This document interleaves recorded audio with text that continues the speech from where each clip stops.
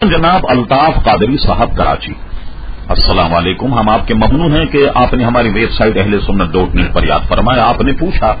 کہ اشرف علی تھانوی کی وہ کیا بات ہے کہ جس پر اعلی حضرت فاضل بریلوی رحمت اللہ تعالی نے ان پر کفر کا فتویٰ لگایا۔ محترم، ان کی کتاب حفظ الایمان ہے جس میں اشرف علی تھانوی صاحب نے یہ لکھ دیا، ان کی عبارت یہ ہے، پھر یہ کہ حضور صلی اللہ علیہ وسلم کی ذات مقدسہ پر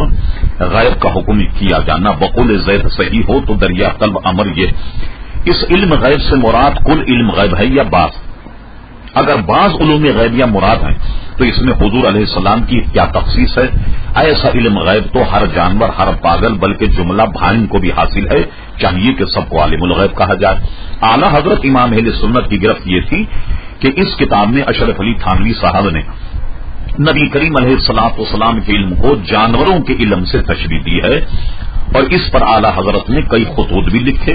سمجھانے کی کوشش کی، لیکن تھانوی صاحب اپنی عبارت پر ڈٹے رہے تو اعلی حضرت امام اہل سنت نے فتویٰ حسام الحرمین مرتب کی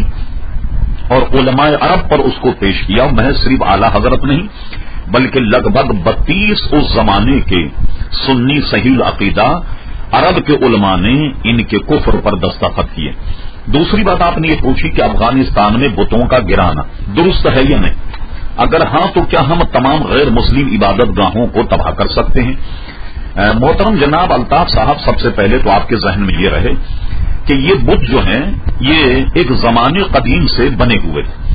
اور جس بت میں جو آج کل گرایا گیا وہ سب سے بڑا اس میں بت جو تھا وہ بدھ مذہب کے جو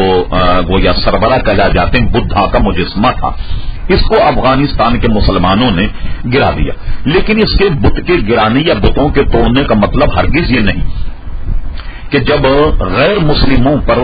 ہمارا تسلط ہو جائے تو ان کی عبادت گاہوں کو ہم تباہ کر دیں، نہیں، بلکہ آج بھی اگر کہیں اسلامی حکومت ہو اور وہاں اگر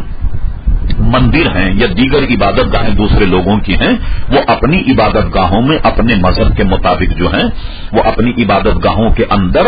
وہ اپنے بتائے ہوئے دین کے مطابق عبادت کر سکتے ہیں۔ اس کی اسلام اس معنی کر اجازت دیتا ہے کہ وہ اپنی عبادت گاہوں میں محدود رہ کر وہ اپنی عبادت کریں، اور ان کو کھلے عام تبلیغ یا کھلے عام روڈوں پر سڑکوں پر اس قسم کی عبادت کی انہیں گویا اجازت نہیں ملے گی۔ اس لیے